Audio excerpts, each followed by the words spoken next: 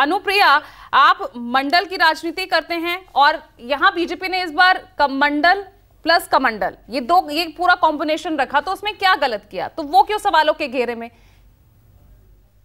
नहीं पूजा जी, अभी आपके पैनल पे बीजेपी के जो प्रवक्ता हैं, जो इतना चीख करके के और परेशान होकर के अपनी व्याख्यान कर रहे थे, उन्होंने कहा कि नेशन फर्स्ट।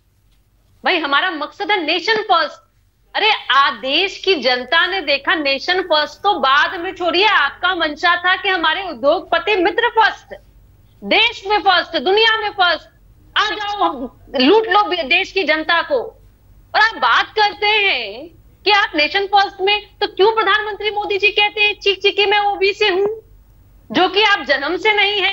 अभी धनंजय गिरी जी कह रहे थे आपको जन्म से पता होता है किस जाति में है। प्रधानमंत्री मोदी जी तो जन्म से अग्रे थे, लेकिन क्या ऐसी मजबूरी हो गई कि अपनी कलम से उन्होंने खुद को पिछड़ा कर लिया कि मैं ओबीसी का बेटा हूं। फिर आप कहते हैं कि हनुमान जी आपको चुनाव में याद आ जाता है। तो नेशन फर्स्ट की बात तो ना ही कीजिए आप। देखिए पूजा जी, सच्चाई यह है कि 9 साल बेमिसाल इनकी कार्यक्रम चली थी। देश में घूम घूम के इन्होंने पता लगाया कि देश की जनता कहती है भैया 9 साल में हम बेहाल हैं, हमारी स्थिति बहुत खराब है। अब चला चली की जो बेला है, जब कुछ महीनों की सरकार रह गई है, तो इनको कई लोग याद आ रहे हैं। अब इनको घरेलू गैस का दाम कम करना है, अब इनको विश्वकर्मा योजना तैयार करना है। तब उनको याद नहीं था कि वो कामगार कहाँ है। 9 साल उनके क्या थाली में अनाज मिल रहा है या नहीं मिल रहा है।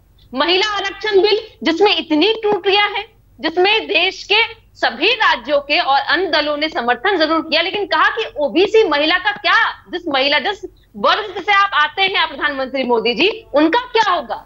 और आप बात करेंगे कास्ट बेस्ड सेंसस की, देखिए यहाँ पे तिलमिला रहे थे भाजपा के प्रवक्ता कि नहीं नहीं भैया हम बिहार में साथ में थे, हमने सहयोग किया तब हुआ है कास्ट बेस्ड क्या कहते हैं सर्वे।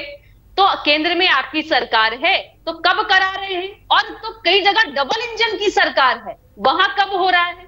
पूजा जी, जब बिहार में कास्ट बेस्ड सेंसस कराने का जो हमारा मकसद था कि अभी भी जो 75 साल अमृत महोत्सव मना रहे हैं देश में, कि उस साल में भी क्या वैसे कोई जातियां हैं, क्या धर्म ऐसे लोग हैं कि जिन्होंने देश के और राज्य की मुख्य धारा से वो अछूते रह गए हैं, उनका विकास नहीं हुआ है। उसमें भी तो सवाल खड़े हो रहे हैं ना। आपने ठीक है जाति के आपने आंकड़े जारी कर दिए, सोशो इकोनॉमिक सर्वे वो आंकड़े कहाँ है, वही तो पूछ रहा है ना विपक्ष। यही तो मैं बताना चाह रही हूँ, धनंजय जी की बहुत बहुत परेशान दिख रहे थे अभी, और यही नहीं इनके पूरे नेता परेशान है। नहीं परेशान क्यों, असली उनकी स्थिति में असल में क्या है वो उनके सोशो इकोनॉमिक सर्वे से तो सामने आएगी ना। सिर्फ जाति के आंकड़े बताने से तो उनकी स्थिति साफ नहीं होती, कितने वो पढ़े हैं, किस स्थिति में, उनकी आर्थिक स्थिति क्या है, ये सब तो उसी से सामने आएगा ना।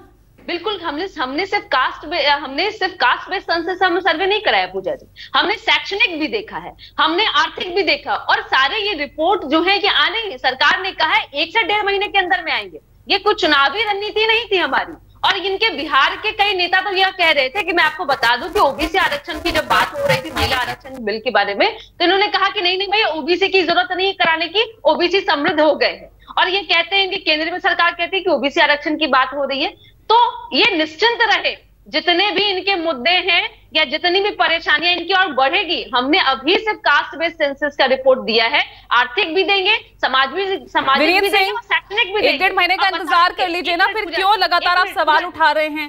पूरी तरीके से सर्वे किया गया है, आश्वस्त करने की कोशिश कर रही है अनुप्रिया। मैं अपनी बात